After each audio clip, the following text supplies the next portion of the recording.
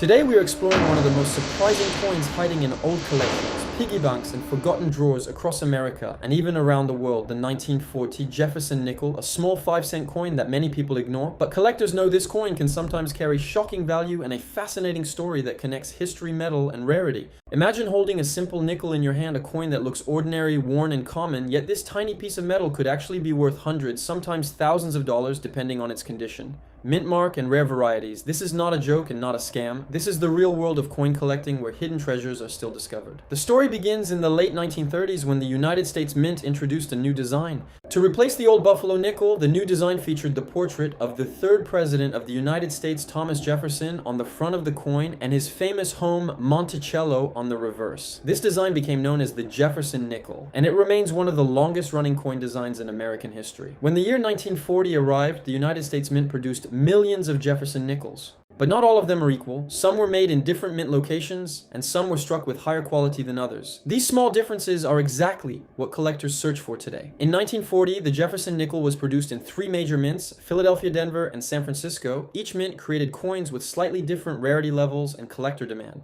The Philadelphia Mint produced the largest number of coins, and these coins usually have no mint mark. Collectors often call them the 1940 Jefferson Nickel, no mint mark, and while most circulated examples are common high-grade versions with sharp details can still bring impressive prices, especially when they are preserved in mint condition. The Denver Mint produced the famous 1940 D. Jefferson Nickel, which is highly collectible. Especially in strong uncirculated grades, coins from Denver often show slightly different strike characteristics, and collectors love to hunt for specimens with clear steps on the Monticello building. Then there's the San Francisco Mint, which produced the 1940 S. Jefferson Nickel. This version can also become extremely valuable in higher grades because fewer high-quality pieces survive decades of circulation. But here is where the story becomes more exciting. Serious collectors search for something called full steps on Jefferson Nickels. If you look closely at the Monticello building on the back of the coin, you will see the staircase leading to the entrance when all the steps are clearly visible and not worn or blended together. Collectors call this full steps, and coins with this feature can sell for much higher prices than normal examples.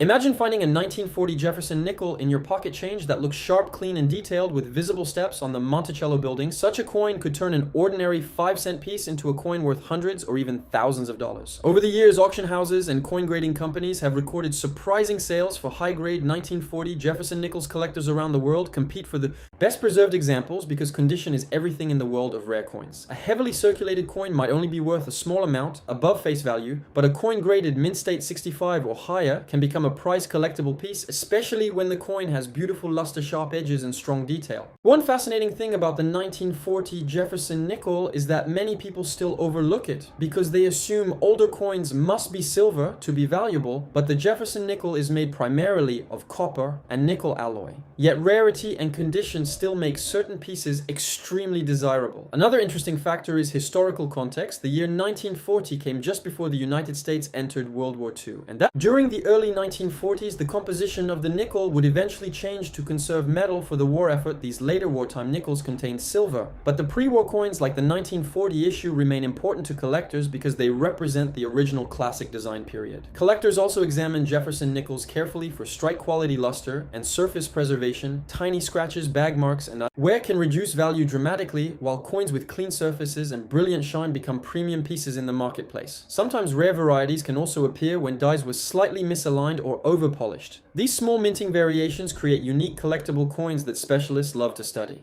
If you ever want to check whether your 1940 Jefferson Nickel might be valuable, there are several important things to examine. First, look for the mint mark just to the right of Monticello on the reverse side. If there is no mint mark, the coin came from Philadelphia. If you see a small D, it was minted in Denver, and if you see an S, it came from San Francisco. Next, examine the coin condition. Look at Jefferson's hair, the cheek area, and the steps. Of Monticello, if these details are sharp and clear, your coin could be worth far more than you expect. Lighting is also important. Tilt the coin under a light source and look for original mint luster. The bright cartwheel shine that rotates across the surface when the coin moves, this type of shine is one of the biggest signs that a coin has remained in uncirculated condition. Many collectors send their best coins to professional grading companies where experts authenticate and grade them using strict standards. These graded coins are sealed in protective holders, which increases buyer confidence and often raises market value. Stories exist of collectors discovering finding rare Jefferson Nickels in inherited collections, old jars, or estate sales, sometimes a simple coin. Jars or estate sales, sometimes a simple coin that looked ordinary at first glance, later turned out to be a high-grade collectible worth a significant amount of money. The excitement of coin collecting comes from this exact possibility, the idea that history and value can hide in the smallest objects that pass through everyday life.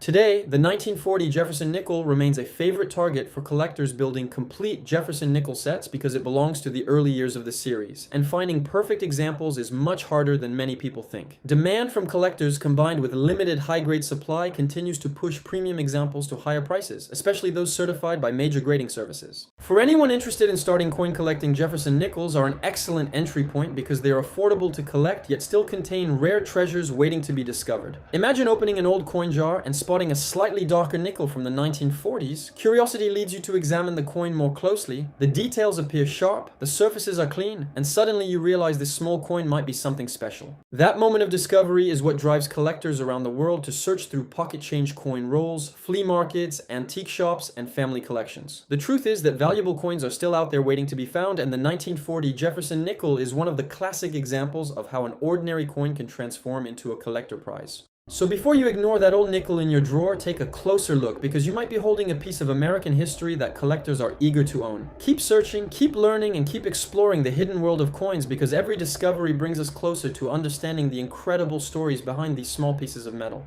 But the story of the 1940 Jefferson Nickel becomes even more fascinating when we look deeper into how collectors actually evaluate these coins and why some examples become legendary pieces in auctions and private collections. One of the biggest factors is preservation, because coins are small objects that travel through thousands of hands during their lifetime. Most of them experience heavy wear, scratches, and damage, but once in a while a coin survives decades almost untouched, and when that happens, collectors pay very serious attention. Imagine a coin struck in 1940 inside the United States mint machines, freshly pressed from polished dies, shining with brilliant metallic luster. That coin leaves the mint in perfect condition, but then the journey begins. It might travel through bank stores, pockets, and wallets, or it might be saved by someone who simply liked the design. Some lucky coins were placed into rolls or small collections and forgotten for decades. When those coins are rediscovered today, they sometimes appear almost exactly the way they looked the day they were minted, and that is where true value begins to grow. Professional coin grading companies examine these coins using magnification lighting and strict grading standards. They look at every detail, including the sharpness of Jefferson's portrait, the clarity of the Monticello building, and the quality of the coin surface. A coin that receives a high mint state grade such as MS65, MS66, or even higher can become extremely valuable, especially when the coin also shows the famous full steps detail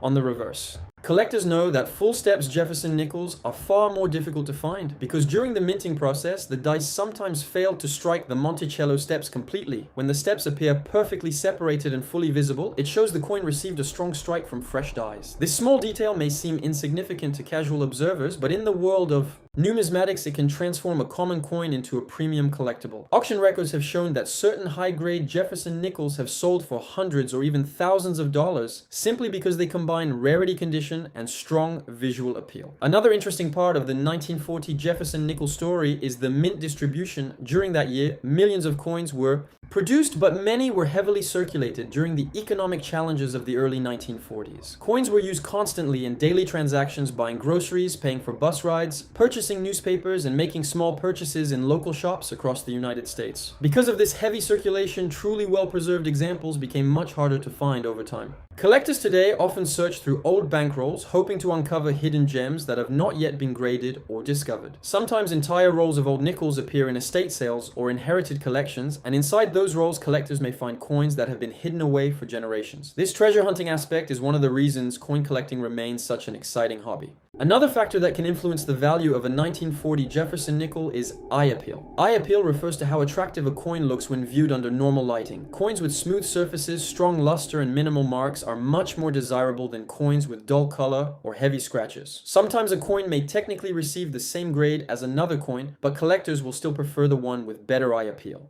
Color can also play a role because older nickels sometimes develop beautiful natural toning over time. Subtle shades of gold blue or violet may appear on the surface due to chemical reactions with the environment. These natural colors can make a coin even more attractive and increase collector demand. As the years pass, the number of surviving high-grade examples continues to shrink because coins can be lost damaged or permanently altered.